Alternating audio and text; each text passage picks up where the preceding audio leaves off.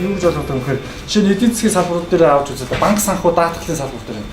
За банкны салбар дээр ихэд өнөөдөр олон тонкон дээр жишээ нь 620 гаруй мянган харилцагчтай. За нийтдээ одоо мобайл нөө олон тонкны смарт банк гэдэг аппликейшн маш мобайл аппликейшн 40 мянга орчим даунлоод хийгдсэн байна.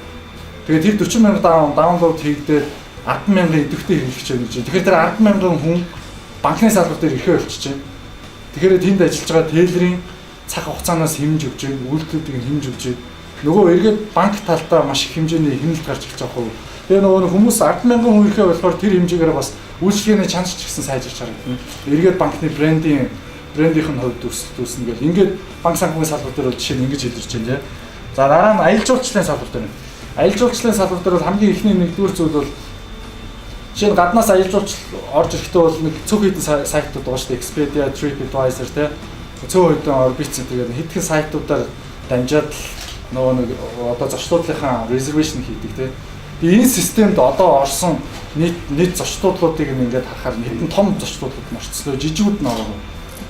Нөгөө одоо орж ирдэг жуулчлага нөгөө бажет буюу одоо нөгөө багахан мөнгөөр орж ирдэг тэр жуулчлалын жишээ нь reservation хуулцаа авах. Тэгээ энийг яагаад хийхгүй байгаа юм бэ те? Энд бас болцоо байна. А нөгөө талд нь бас нөгөө augmented reality гэж манай нөгөө програм хангамжийн салбарын чуулган болсон 11 сар 11 энэ дэр бас энэ санаа яригдсан. Жишээ нь хар хорин руу бид нар 40 цаг давхич нэг жуулчныг авчичаад нэг нурсан балгас үзүүлэнгүүтээ энэ урд нь ингээд нийслэл байсан юм аа гэд хэлэхээр нөгөө одоо ирсэн хүнд нь бол ямар ч тийм ойлголт төсөөлөл төрдөг. Тэгэхээр тэрийг нь бол одоо ингээд мобайл аппликейшнээр одоо жишээ нь ингээд iPad-н дээр ингээд харуулах юм л да тий.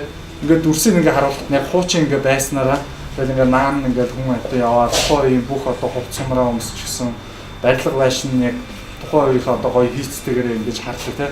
Augmented reality гэсэн ийм аппликейшнүүд энэгээр бас аялал жуулчлалыг хөгжүүлж болно. Биш хүмүүсийг татчихвол. Тэр програм хангамжийг ашиглаад аялал жуулчлалыг бас хөгжүүлэх хөшөө болцоо байгуулна. За дараа нь бас уул уурхайн салбар нь тий. Уул уурхайн салбар дээр бол маш олон аппликейшнүүд байгаа. За барилга дээр байна. За тээвэр дээр байна. Тээвэр дээр жишээ нь одоо бол дөнгөж нөө тракинг хийдэг өдөр юмнууд ярьж байна. Одоо тэгээд өшөө нөгөө нэг нийлүүлэлтийн интеграшн хийдэг юм програм хангамжууд хэрэгтэй гэж ярьж эхэлж байна л да. Жишээ нь долоон буудлын нэг хүнсний дэлгүүр рүү өглөө одоо бараг 10 орчим өөр машин очиж байгаа юм байна. Апуу нэг очоод, талхан нэг очоод, сүүн нэг очоод, өндгөн нэг очоод. Тэгээ ингээ харахаар агуулгууд нь бүгд энэ бараг ойролцоо газар байгаад байгаа юм шиг.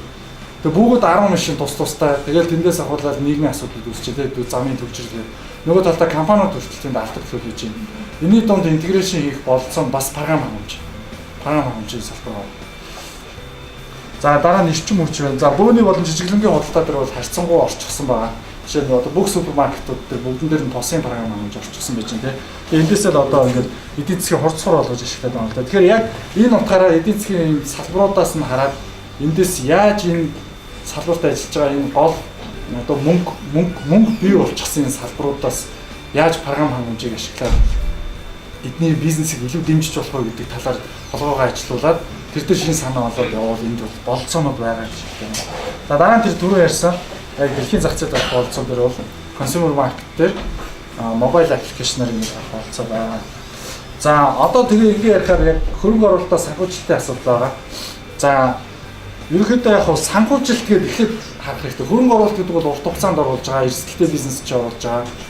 Тэр утгаараа санхүүжилт гэдэг нь бол финансийн буюу одоо зээлийн асуудал ерөнхийдөө яригдж гэсэн. Тэгэхээр зээл дээр одоо ямар асуудал үүсэж байгаа юм бэ? Програм хангамжийн компаниуд өөрсдөө үндсэн хөрөнгө байдаггүй. Хэдэн тоног хөрөмж гэдэг юм байхгүй, байшин барилга гэдэг юм байхгүй. Үндсэндээ хэдэн тавилга энэ төр тавьчихсан ингээс болж үүдэг. Тийм болохоор банкнаас очиод зээл авъя. За яг өөрсдөө одоо мөнгө үнэхээр босгож чадахгүй. Банкнаас очиод зээл авъя гэхээр барьцаа хөрөнгө байдаггүй. Ийм асуудал байгаа одоо. Тэгэхээр барьцаа хөрөнгөний асуудал бас яригдсан. За тэгээд яг эхнээс нь ярил жижиг дунд үйлдвэрлэлийг жижиг дунд үйлдвэрлэл гэдэг дээр бид нар дандаа ноолуур ингээл одоо нэг чацаргаан чиг юм ингээл айгүй олон төрлөөр ингээл засаг яваал байсан. Програм хангамжийн салбарыг хайцсан. Ер нь оюуны салбарыг тэр чигт нь хайцсан. Хамгийн их одоо нэмэр өртөг үүсгдэг програм хангамжийн салбар. Хоосноос маш их баялаг бүтээж шин. Тэр энийг бид нар энэ салбарт оруулъя гэж байна. Жижиг дунд үйлдвэрлэл дотор програм хангамжийн салбарыг оруулж байна. Тэгээ жижиг дунд үйлдвэрлэл буюу нийтдээ одоо 40 мянган аж ахуй нэгж байгаа шүү дээ. жижиг дунд үйлдвэрлэл юм. Дийлийнх нь угаасаа нийт одоо аж ахуйн нэгжүүдийн бараг 90% жижиг дунд үйлдвэрлэл. Энэ салбар руу бол орж иж байгаа. Тэгснээр жижиг дунд үйлдвэрлэлийн харьцангуй хямд одоо нөхцөл болцоо нарай айгүй тийм зээлүүдийг авах болцоо бүрдэж ирж байгаа хаан хамжийн компани. За дараа нь шинжилгээ технологийн сангаас инновацийн төслүүдийг дэмжих гэж байгаа. Гэхдээ энэ дэр бол тавигддаг шаардлагууд нь нэлээд өндөр. Шинжилгээ технологийн яг инновацийн төслүүд нэлээд өндөр шаардлага тавигддаг. Гэхдээ болцоо байгаа. Бид нар бол болсон шинжилгээний амтай санамж бичиг байгуулчихсан. Санамж бичгийн хувьд бол яг бид нар ерөнхийдөө чуулган цэг нэмгээ сайт байгаа. Сайтн дээр бүх байгуулсан санамж бичгүүдийг тавьчихсан байгаа. Тэгээд та нараас ороод уншаад ямар хүрээгээр одоо жишээ нь надад ийм гоё санаа байна. Одоо R&D-ийн юм санаа байна те. Тэгээд энийг ингэж хийнэ гэдэг зүйл бас шинжилгээний технологийн сандаас төслөх бас болцоо байгаа. Дараа нь Японы 2 шаттай зээл гэж байгаа. Энэ дэр бас нэлээд өндөр дүнтэй зээлийн асуудал яригдж байгаа. Тэр дээр одоо эхний 3 жилдээ үндсэн зээлийн төлбөрөөр хийдэггүй зөвхөн хүүгээ төлөд явдаг. Хэмжээ нь 60,000-аас 300,000 долларын хоорондын зээл авах болцоо байгаа. Харьцангуй хүүж гисэн бас айгу. За дараа нь тэр түрүүн миний ярьсан арилжааны банкуудтай ажилласан байгаа бид нэр. Тэгээд барьцаа хөрөнгө програм хангамжийн компанид асуудал үүсгээд байдаг учраас бид нар ерөнхий сайдад асуудлаа тавиад энэ програм хангамжийн компаниуд ер нь болохгүй байна. Ерөөсөө барьцаа хөрөнгө гэдэг энэ програм хангамжийн компани үүсгэсэн энэ баялаг бол өөрөө оюуны өмчийн зохиогчийн эрх гэдэг ангиллаар баталгааждаг. Тэгээд зохиогчийн эрх гэдэг зүйл үүсчээд байхад тэрийг аваачаад банкнд тавих гэхээр барьцаанд төлөж авахгүй байна. Тэгэхээр энэ асуудлыг шийдэе гэж ирсэн. Гэхдээ зээлийн батлан даалтын сан гэж засгийн газрын тусгай сан байдаг. Энэ сан орчихсон байна. Хуулиараа нийт барьцааны хөрөнгийн 60% хүртэл батлан даалтыг гаргаж болно энэ сангаас. Тэгэхээр банкн дээр одоо та нарт санаа аваад харьцангуй бас орлого болоод тогтворчихсан байвал өшөө бизнесээ томруулъя гэвэл банкн дээр очиод зээлийн өсөлт хийгээд барьцаа хөрөнгөн дээр дутагдлаар 60% хүртэл зээлийн батлан даалтын сангаас гаргах болцоо байна.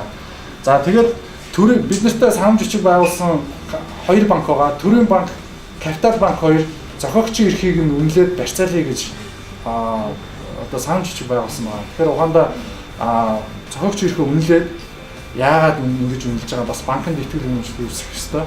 Тэгээ ингээд одоо болж яана гэж үзвэл зохиогчийн эрхийг барьцаалж бас банк зээл олгоно гэсэн нь. Дараа нь яг одоо бол байгаа мэдээллийн технологийн үндэсний банкаар бүгд л мэдж байгаа. Ерөнхийдөө энэ дээр бол инкубаторын үйлчлэгээ явж байгаа. За энэ инкубаторын үйлчлэгийг бас нэлээд өөрчилж байгаа. Инкубаторын өмнөх үйлчлэгээ заавал энэ офс аваад идэх ихний санаанууд дээр тусламж явдаг.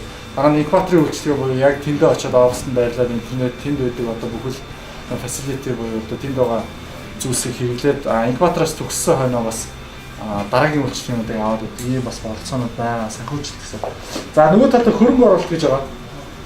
Тэгэхээр хөрөнгө оруулалт ер нь нөгөө олон улсад явдаг. Одоо нэгэн та нар бизнес эхлээд явна гэж байгаа антрепренер гэж ярьж байгаа. Шин санаа гаргана, бизнес чи явна. Тэгээд та нар антрепренерөөр байгалахгүй, бизнес чи өшөө ингээд цаашаа хөгжөөд явна тийм болохоор ерөнхийдөө цаашдаа яаж хөрөнгө оруулалт санхүүжилт явдаг юм бэ гэдэг талаар бас ойлголт байсан, зөв ойлголт байсан зүг байна.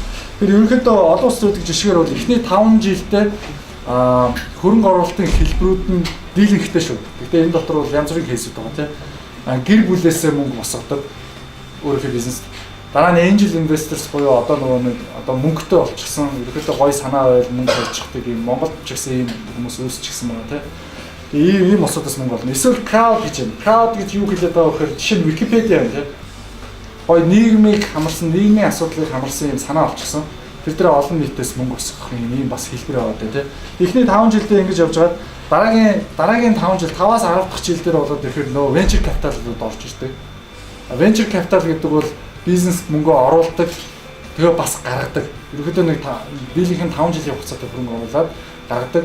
Нийтдээ бараг 100 компанид хөрөнгө оруулаад нэг 5-6-аас нь ашиг болдог. Ашиг болоход гэхдээ 200-300% арга байлаа болдог. Ийм төрлүүд байна. За ингээд энэ төрлийг яваад дуусаад ирэхээр дараа нь private equity fund буюу одоо хувийн хөрөнгө оруулалтын сангууд руу орж ирдэг. Одоо хувийн хөрөнгө оруулалтын сангууд маань өшөө нэг 10-аас 15 жил орчим ингэж хөгжүүлж явж байгаа. Сүүлд нь IPO даа. Гэхдээ энэ жилүүдийн хугацаа бол заавал яг энэгээр байх албагүй. Энэ процесс бол технологийн компаниуд дээр маш хурдтай байдаг. Жишээ нь Twitter гэхэд бол 2007 оноос хойш өнөөдөр IPO гарч ирсэн юм чинь тийм. Тэгэхээр энэ бол процесс бол технологийн компаниуд нэлээд хурдан явдаг. За хөрөнгө оруулалтын сангийн төрлүүдийг ингээд харуул ерөөхдөө хөрөнгө оруулалтын сан, за хувийн тэтгэврийн сан, хувийн хөрөнгө оруулалт, venture сан, тэгээ hedge сан гэж байгаа. За эднийг өшөө бас дотор нь үзэж яваад өөрсдөө бас судлаад явж болно. Хөрөнгө оруулалтын сан гэдэг тэгэхээр ерөөхдөө public мөнгөийг одоо нийтдээ өөрсдөө цуглуулдаг гэсэн. Хувийн хөрөнгө оруулалт сан гэхээр хязгаарлагдмал юм хаалттай орчинд 10% нийлээд мөнгө оруулах гэх жишээ хийвч юм тий. Hedge fund гэдэг тэгэхээр одоо жишээ ямар нэгэн зохицуулалтгүй явдаг. Гэхдээ бол одоо яг ийм төвшөнд одоо ашиг барина гэж нэг тогтчихсон чинь ийм юм даа.